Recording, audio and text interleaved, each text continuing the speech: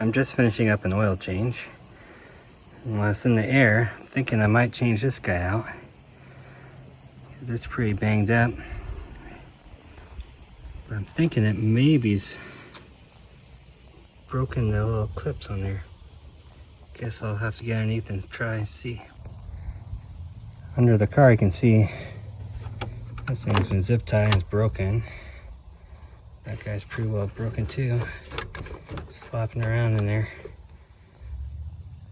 Still doesn't want to come out though. That's probably why it's still up there. We'll see. I think this is the top and that's the bottom. Judging from where the plug is, how it hangs down. I'm just not sure how to get to these guys.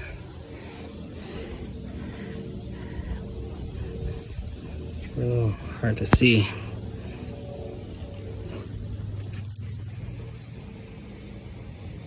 Kind of see there. Another one there.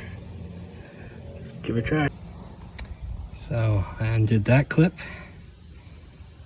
And there should be a clip here, but mine's busted and I got to put a screw through it. And then I just kind of pushed on this guy out and it fell right out. Unclipped the wire, and now I'm going to put it back. That looks pretty good in there. Let's see how it does.